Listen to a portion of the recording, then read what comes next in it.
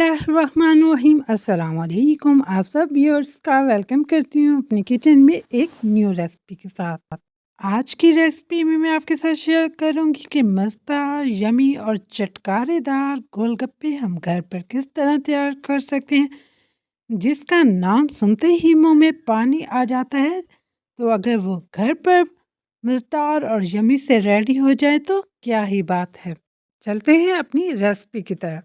सबसे पहले मैंने 1 कप सूजी ली थी। मैंने बारीक सूजी ली थी। आप इसको अच्छी तरह से छान लें और 3 से 4 खाने के चम्मच मैंने इसमें मैदा शामिल किया था। हाफ़ टी स्पून मैं इसमें नमक शामिल करूँगी और 1 पिंच मैंने इसमें बेकिंग सोडा शामिल किया। मैंने यहाँ पर नीम गर्म पानी लिया था, उसकी मदद से अच्छी तरह से डो को गूँध लिया था और डो को हम अच्छी तरह गूँधेंगे क्योंकि सूजी की डो बहुत जल्दी नरम हो जाती है, पर वो उसको जब हम रेस्ट के लिए रखते हैं तो वो सख्त हो जाती है। इसलिए मैं इसको 5 मिनट तक अच्छी तरह से गूँध लूँगी। जब वो नरम हो जाएगी तो उसके ऊपर पानी लगाकर 15 मिनट के लिए उसको रेस्ट पे रख दूँगी।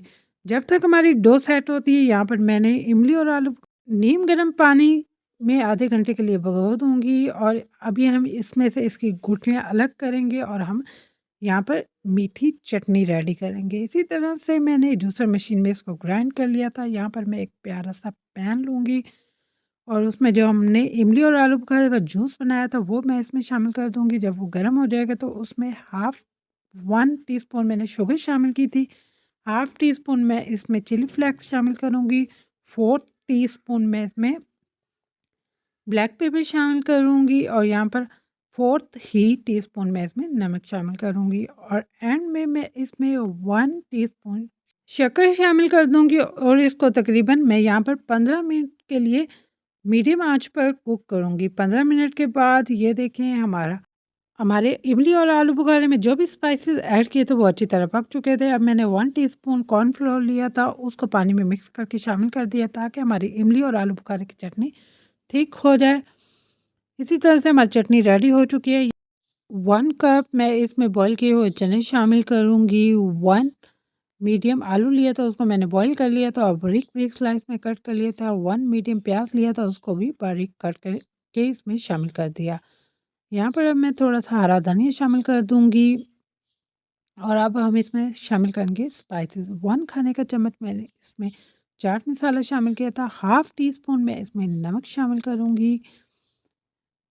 4 टीस्पून मैंने इसमें रेड चिली पाउडर शामिल किए थे। 4 टीस्पून मैं इसमें ब्लैक पेपर शामिल करूँगी और ज़ीरा शामिल किया है, तकरीबन हाफ़ टी स्पून था। इसी तरह से मैं सारे मसाले को अच्छी तरह मिक्स कर लूँगी। अब मैं यहाँ पर रेडी करूँगी खट्टा पानी। सबसे पहले इमली का पाम लिया था 2 खाने के चम्मच और उसमें 1 कप मैंने पानी शामिल कर दिया था और तकरीबन 1 लेमन मैंने इसमें शामिल कर दिया था। हाफ़ टी स्पून इसमें चाट मसाला शामिल करूँगी, हाफ़ टी स्पून मैंने इसमें नमक शामिल किया था और एंड में थोड़ा-सा ज़ीरा शामिल किया था। इससे खट्टे पानी का ज़ायका लाजवाब होता है। इसी तरह से हमारी डो भी यहाँ पर रेडी हो चुकी है। मैं इसको अच्छी तरह से बेल लूँगी। आपके पास आप जब भी गोलगप्पों के लिए रोटी बनाएँ उनको बारीक बेलें। इसी तरह से मैं यहाँ पर सारे गोलगप्पे रेडी कर लूँगी। घर में आपके पास जो जार होते हैं उनके ऊपर जो कैप होती है आप उनकी मदद से गोलगप्पों की शेप बना सकते हैं या आपके पास कटर मौजूद हो तो आप उनसे भी बना सकते हैं। इसी तरह मैंने इसको 15 मिनट के लिए कवर करके रख दिया था।